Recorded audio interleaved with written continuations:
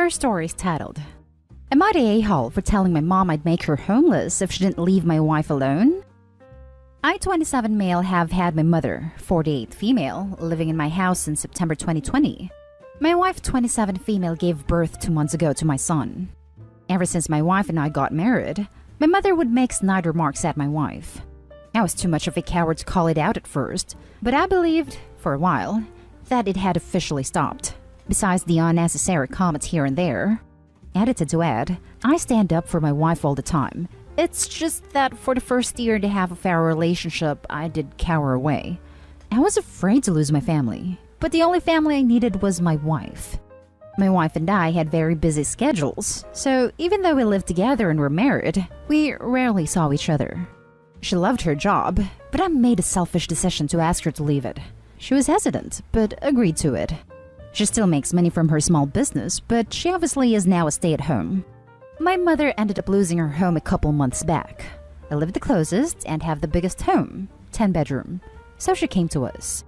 My mother keeps making comments like, she needs a job. She's going to drain you of money? My wife would also come up to me and tell me to not say anything to my mother, that my mother needs somewhere to stay, and that she, my wife, can handle it. I've been in online conferences for the last 2 weeks, so I haven't had much time to spend with my son. For the past 3 days, I haven't had any calls or work to do, so I've been telling my wife to stay in bed and rest so I can look after our son. Yesterday, my wife was asleep in bed when my mother started screaming through our bedroom door, banging on it, calling my wife every name under the sun. When I ran into the corridor, she was screaming like a lunatic. My dogs, Blue Bay Shepherd and Siberian Husky, obviously got very defensive and backed her into a corner. I got into my bedroom and my wife was in the corner of the room crying with her head down. She was terrified. I ran to my mother and said that I'm going to kick her rolled butt to the curb.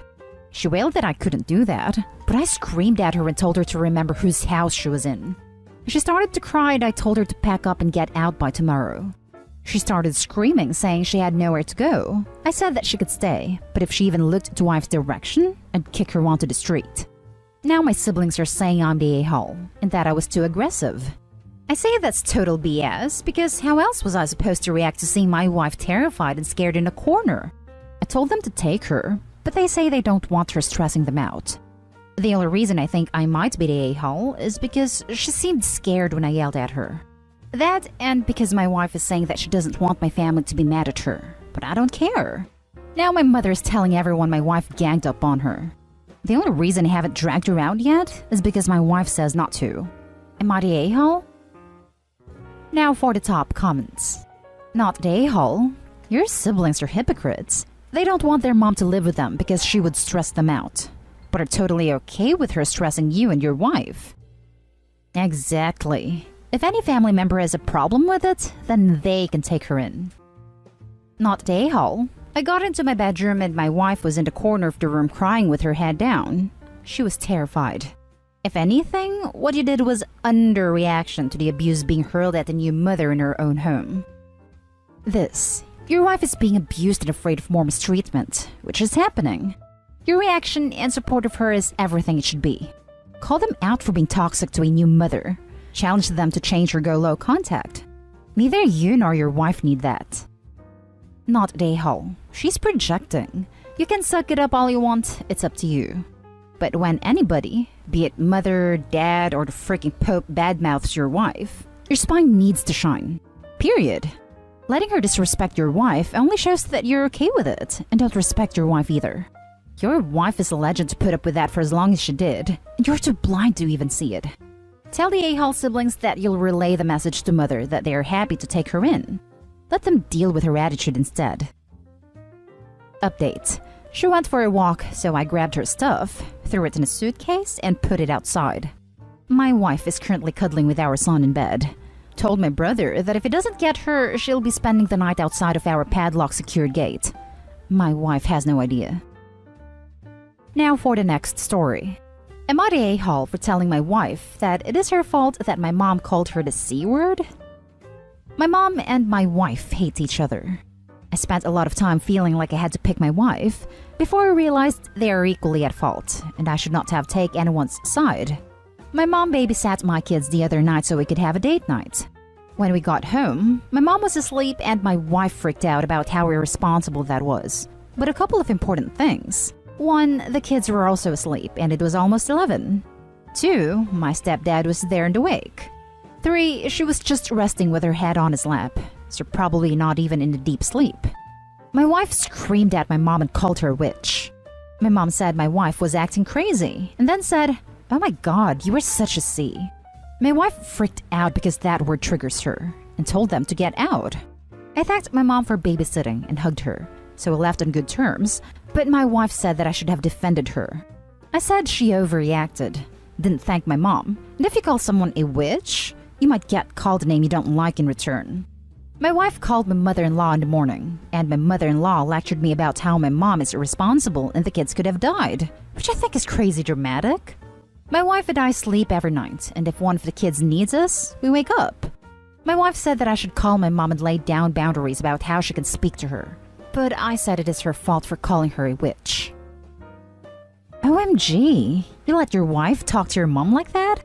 Everyone sucks here. Your wife for treating your mother so abusively, and you for enabling it. Your mom is just a victim, as are your kids if they are witnessing this. Not sure what your mom and wife are like in other situations, but in this post, your mom did literally nothing wrong. Your wife found a reason to nag, called your mom a terrible name after she was doing you a favor. And now by not shutting it down, you've enabled this crap to the point where your mother-in-law is lecturing you about your mom? Are you just never supposed to fall asleep then? Normally, I'm all about partners supporting each other, but your wife is on a different level. Like, I'm packing up and staying at my parents' house for a couple of weeks kind of level. This right here is the answer. You're the a-hole for letting your wife abuse your mother, who in this story did nothing wrong. Would you let one of your kids scream at your wife and call her names before hugging them and saying you guys are on good terms? Your parents are disappointed in you for allowing them to be abused, and sad for your kids living in this negative environment because they will pick up on the tension with your wife. The real question is, how much damage are you going to do to the kids and with your family before you decide to address the problems? I'm not jumping to leave your wife, but if you guys can't talk and this behavior continues, it's going to be ugly long term, and damage is being done now that may not be repairable. So, I'm a mom and didn't realize I was supposed to never sleep again. How does your wife handle never sleeping? Not the a-hole. Look, I hate my mother-in-law. Know what I do? I don't ask for favors from people I hate. Your wife is an a-hole. She hates your mother but takes favors from her, and then attacks as soon as she thinks she found a reason to. I don't see why your mother will babysit since it will benefit your irrational wife. Also, the stepfather was present and awake. In what reality would the mom be derelict in her duties? To me, the wife was spoiling for a fight, given their history, and she was grasping onto any excuse, however unreasonable it may be. Your position sounds reasonable, but wow. Can't imagine family members talk to each other like that. It seems very immature for both of these women. This kind of thing will affect the kids, and not in a good way. Now for the next story. Am I the a-hole for refusing to give my ex's emergency number to the woman pregnant with his niece? For context, my ex's married brother had an affair and got his mistress Olivia pregnant. Their family relies heavily on my ex to fill all of their problems, so he's been the person to deal directly with Olivia and her family. I know all of this because my ex and I share a toddler together, so we have been living together during the lockdowns to make childcare easier and to work on things between us. My ex has an emergency number, which he only gives to a select few people. He only gave it to me after he found out I was pregnant. He made it clear I was only supposed to use the number in absolute emergencies, and not just because he wasn't responding fast enough on his regular number. So, my ex is on a business trip currently, and isn't supposed to come back for at least another week. He's barely responded to my messages, so I'm assuming he's very busy. Olivia and her sister showed up to his house and demanded to see him. I explained he wasn't here, and she should call him if it's something important. She said he wasn't replying, and it was an emergency. I messed up by suggesting she call him on his emergency number since he responds a lot faster that way. They asked me for the number, but I didn't want to give it because he's super strict about that number, and I wasn't sure if he would get upset if I gave it out to people, so I refused. I offered to pass along a message if she would tell me what she wanted, but she told me it was a private family matter. They tried to convince me to give the number to them, but I kept refusing, and they eventually left after telling me I was an insensitive B-word, and that I didn't understand what it was like for Olivia, who is about to become a young struggling single mother. I felt bad after they left, so I told my sister about what happened, and she told me I should have just given her the number even if my ex got annoyed, since it might really be an emergency. Am I the a-hole? Now for the top comments. Not the a-hole. Why couldn't Olivia hit up the baby daddy for help or the emergency number? Best to stay out of other people's affairs. Pity you mentioned the secret number at all. He blocked her and won't speak to her at all since everything came out. Oh dear. The situation sounds quite unpleasant and Jerry Springer-like. Best avoid them in future if possible. Not the a-hole. Olivia isn't his problem, and he should probably stay out of that mess. If he wanted them to have the emergency number, they would have it. And if it was really an emergency, they would have told you what was going on so you could call. They would not have cared so much about privacy. Not the a-hole. Not the a-hole.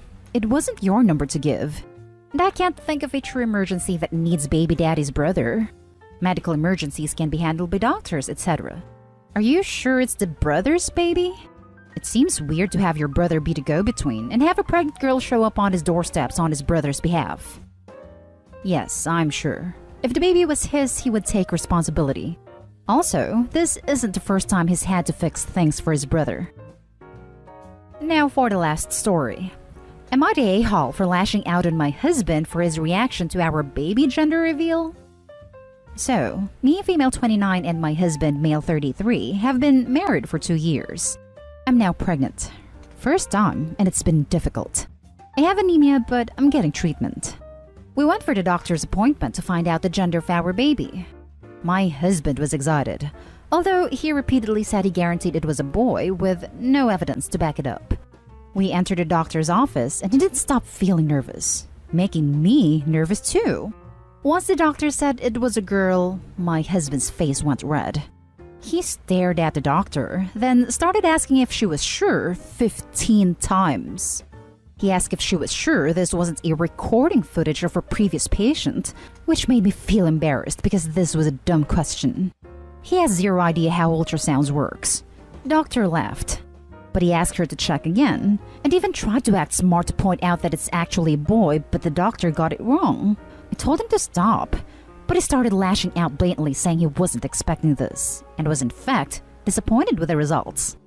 I felt mad, especially after he told the doctor we will be seeing another doctor, then get back to her to tell her she got it wrong, because he guaranteed it was a boy.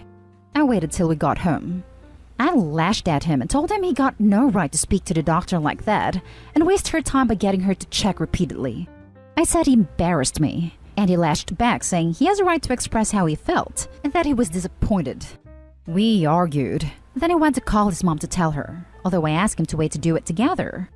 I called him childish for immediately calling his mom and getting her to text me, like it's my fault. I told him I'm going to stay at my mom's for 2 days because this is too much. He asked, how's it childish for me to call my mom and vent a little, but totally okay when you pack to go stay with your mom for 2 days? I was speechless.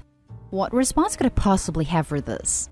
He started texting saying ultrasound wasn't a good idea, but he'll just wait till our baby is born to find out since tests can't be 100% sure anyway. He said he wasn't trying to blame me for being pregnant with a girl, but how I reacted to his reaction. He planned to have 1 kid and that's it, preferably a boy, but it didn't happen, so he was disappointed. Again argued that I overreacted and mishandled his gender disappointment. My sister said I was wrong because his reaction was understandable and that he's free to express how he felt, so I shouldn't try to control his reaction. We're from Canada, by the way, if it's relevant. Not the a-hole. I know people throw around sexist a lot, but if someone is this disappointed about having a daughter instead of a son, they're sexist. Also, you shouldn't have to leave, especially while very pregnant, just because he is being an a-hole. Also, your child being a daughter instead of a son is because his sperm gave the X chromosome, not Y. He could use an 8th grade biology lesson too. You're right, absolutely. He has an argumentative personality and is always ready to make a big deal out of everything. He told me the problem is that I shouldn't try to control how he reacts and that he has the right to express his feeling.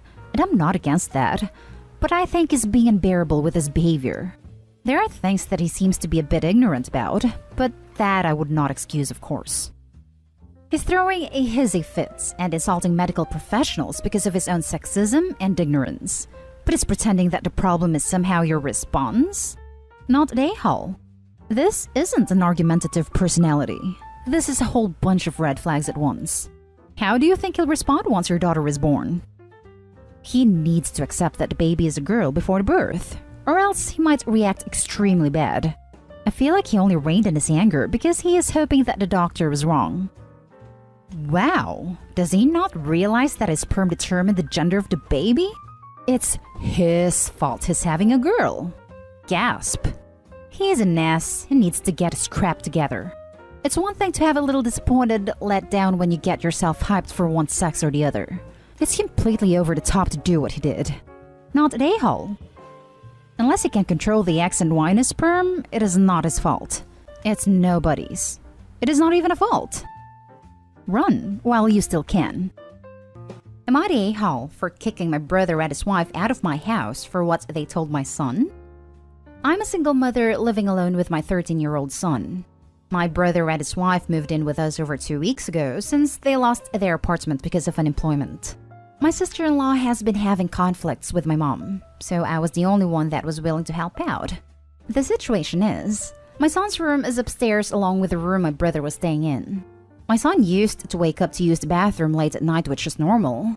Every time he walked down the hall, he'd pass his uncle's room. The door was always open, and my brother would get mad when my son walked down the hall and interrupted his and his wife's intimate time. My brother had a conversation with me about it. He said his privacy with his wife was not accommodated by my son constantly passing by their bedroom and interrupting their private time.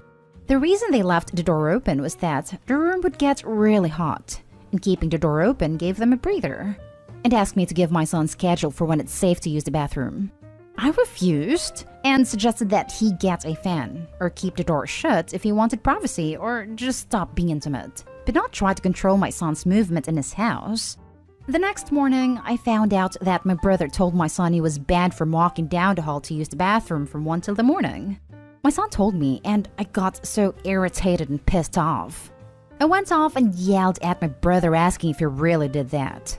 He apologized and said he had no problem with my son taking a second to pass by their room. But his wife was the one uncomfortable and thought it was inappropriate because my son is old enough and understands.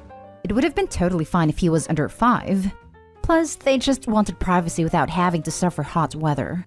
He came up with a suggestion of me moving my son to be with me in my room, and Mom supported this suggestion just to avoid her daughter-in-law. But I sternly told them I won't be moving my son out of his room under any circumstances whatsoever. I told my brother and his wife to pack their stuff and go look for privacy elsewhere. We clearly can't give it to them. He resisted, but eventually moved in with my mom. My brother is blaming me for the arguments that his wife and mom are having. And my mom isn't speaking to me for putting her in this situation. So, am I the a-hole here? I don't know for how long they'll stay with my mom, but what I did affected her life. Now for the top comments. Not the a-hole. It's totally unreasonable for them to say your kid can't pee because they want the door open while they're being intimate. I mean, the audacity here is staggering. Yep, the OP and her son are not the a-holes here. The brother and wife could shut the door or don't be intimate. Both are valid options, but they decided to demand a child not to go to the bathroom instead. That is messed up. Wait. They were having intimate time with the door open? Not the a-hole. I'd kick them out the second time they'd leave it open after telling them to close the door, because there is a 13-year-old kid in the house, for God's sake. My brother mentioned this wasn't good for my son too, but his request was unreasonable. Besides the fact that he told my son he was banned from using the bathroom late at night and steamrolled my opinion. Not the a-hole. You didn't choose to put your mother in that position, so your mother can't be blaming you. And your brother and your sister-in-law are a-holes for trying to ban your son from going to the bathroom. Not the a-hole. They could have easily closed the damn door, or maybe opened a window. A fan is another option, as you said. There were many ways in which to make this work for everyone, with them having the door closed. They just needed to be catered to, while you were bending over backwards to help them by letting them stay with you. There was zero reason to move your son's room, and zero reason he would have to change his habits here because of them. They're by far the a-holes. Now, for the next story, am I the a-hole for not giving my girlfriend equity of my condo? My girlfriend and I have lived together since August 2019 in a rental condo. My income is $320,000 and hers $37,000, and we split our monthly rent of $2,300 so that I pay $1,600 and she pays $700. I pay for our internet cost of $100 a month, and we have no other shared utilities since the unit has heating/water included. My girlfriend works about 30 to 35 hours per week at a job that I got her through my connections, and I work between 60 to 100 hours per week working 2 jobs. As a side effect of this, she takes care of most of the household tasks and cooks most of our meals. She spends about 1.5 hours per day doing household chores and cooking. Now, I've recently purchased a condo with money that I pulled together during the last year or so. Sadly, COVID keeping us at home lets me save up a decent down payment. I also was able to buy a car last year to help us get around safely during the pandemic. We also used that car to teach my girlfriend how to drive. The condo I bought was $970,000. It is in one of the most desirable neighborhoods in our city, and it's a 1,050 square foot, 2-bedroom plus den, 2-bathroom unit. An upgrade from our current rental unit that is about 750 square feet, which is a 1+ den with 2 bathrooms. The monthly cost for my new condo will be $4,350, mortgage plus maintenance fee. My girlfriend and I plan to move into my new condo on July 1st when I close. My girlfriend had insisted on paying rent in the new place since she knows the cost for me will be much higher than our current living situation. We agreed she could pay $700 a month so that her costs don't change from our current rent. My girlfriend didn't help with the down payment, and she isn't on the mortgage or the title. I had a family lawyer put together a cohabitation agreement to ensure that the condo would remain mine alone. Now, my girlfriend is saying that she thinks she deserves some equity to property based on the rent that she would pay. It doesn't make sense to me. She pays rent now to our landlords and doesn't expect any ownership or equity, so why would I agree to give her equity in a condo that I own? Am I being an a-hole here? Edit. Adding a few additional details. 1. We agreed that in 3 to 4 years, we would buy a detached home together when she's had time to save up money to contribute to the down payment, and we would jointly own that property together, proportionally. 2. Our city is so expensive that she cannot buy property on her income anywhere, not even within a 3-hour drive of the city.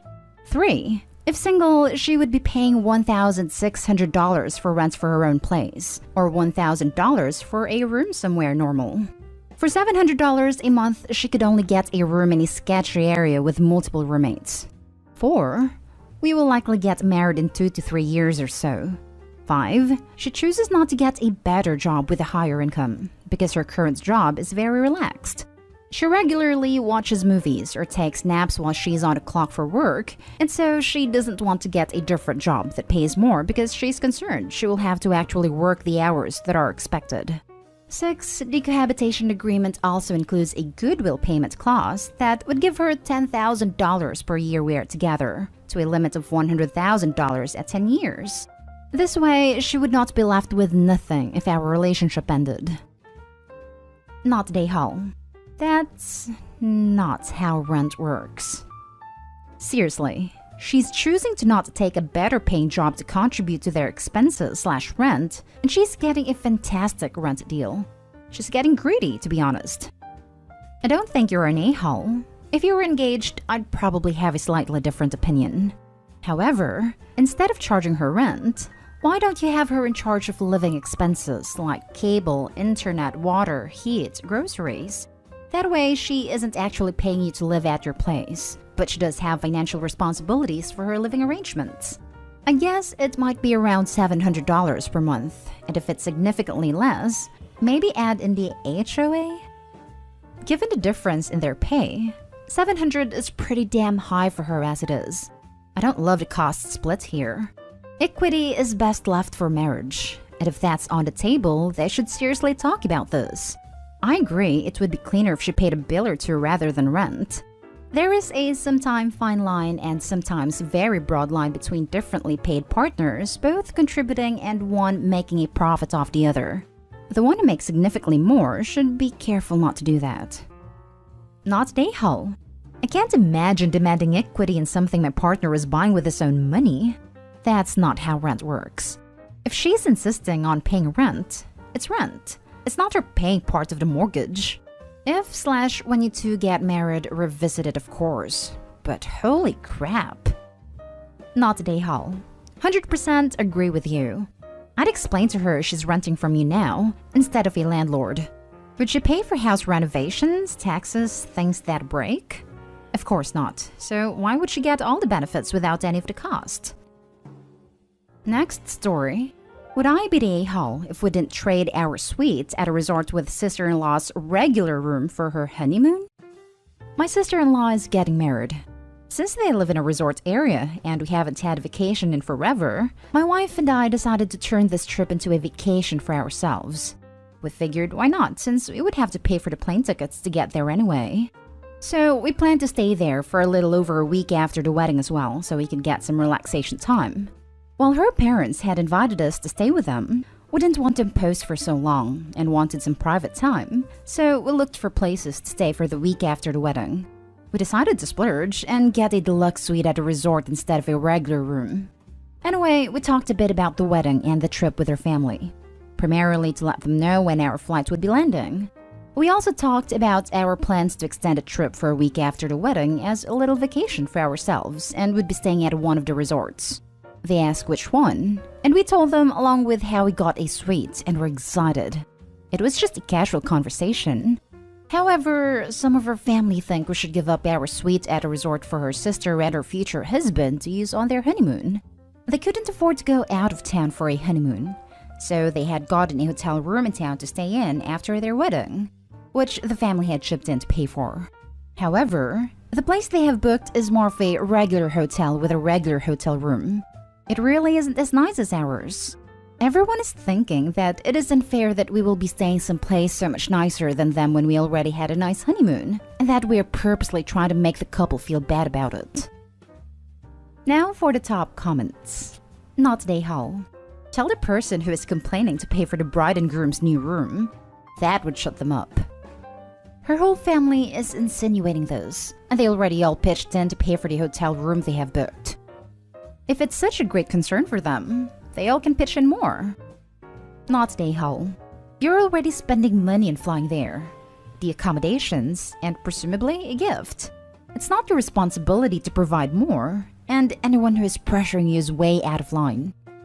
The people who think you should give up your suite should either 1. Chip in more money to get them a suite, or 2. Shut the hell up. Either way, problem solved. Why should you guys fund their suites by yourselves when it's other people think they should get a nicer room? They should do both at the same time. Shut the hell up, chip in, and stop bugging Opie. Not today, Hull. You booked a vacation for yourselves. It isn't your fault that sister-in-law and her husband can't afford to take a honeymoon. It isn't your fault that they couldn't get a nicer hotel room at home either. I don't think you were under any obligation to trade rooms with them. And shame on the other family members for guilting you into it for having more disposable income. Now for the last story. Am I the a-hole for choosing to house my ex-wife instead of my sister? I'm 26 male, sort of caught in this, and I'm not sure if I'm the a-hole. My ex and I married right out of high school. We were pressured because she was pregnant with our daughter. It was a pretty toxic marriage, and we were not mature enough for it at all. We split up before my daughter was 2 and have been better co-parents since. Our daughter is 8 now, and things are great. We co-parent well, respect each other, and more civil than we were ever as a couple. When this whole pandemic happened, we were really struggling. My ex wasn't working the same hours, and we literally were losing money paying for a sitter to watch our daughters since they switched to doing school online. We came up with a solution for my ex to move into my apartment. This was to help each other out. Splitting the rent and bills was a lot easier than us doing it on our own. And since she was working certain hours, she could be home watching our daughters, so we wouldn't spend so much on childcare. It just worked. It's been this way for months, and likely keep it like this until my daughter starts going to school full-time again, and my ex finds better work. My twin sister is in the middle of getting a bad divorce with her husband. The bastard was caught cheating on her. She doesn't have anywhere to stay that's close except for me. But my sister really hates my ex. She's hated her since high school, and I found out that was because she at one time caught a boyfriend of hers with my ex-wife. And then to top it off, she hated all the cheating ex-wife did while we were married. I will say though, we were both constantly cheating throughout our marriage. Neither of us were saints, and I'm glad that we've matured a lot since then for our daughter's sake. My sister knows I also cheated on my ex a lot, but she only acknowledges what ex did during the marriage. And I'm sure it's because it ties into what happened in high school. Still, I offered to let my sister stay, but warned she's gonna have to be used to my ex's presence and be civil in front of my daughter. My ex doesn't care if my sister stays here. She knows the situation, and it's not like she holds anything against my sister's feelings. But my sister absolutely refuses to stay here unless my ex leaves. It's what she's pressuring me to do now because I should understand the feelings this brings up. And yeah, I do, but that was also a long time ago. Plus, we're relying on each other right now. My sister gave me the ultimatum. Either it's my ex or her. And I told her it's going to be my ex because she can't afford to live on her own right now, and that's going to negatively impact our daughter in the long run. I'm being labeled a piece of crap brother now by her for not willing to help her in this situation. Right now, she's having to pay to stay in a motel and keeps telling me she'll end up broke this way because there's no one who can take her in. I just feel bad for the situation and wondering if how I handle this makes me the a-hole. Not the a-hole at all. Your primary responsibility is to your daughter. Supporting her and providing her with a safe and loving living situation is literally a non-negotiable. Providing housing for your sister is just a nice thing to do, and you're even willing to do it.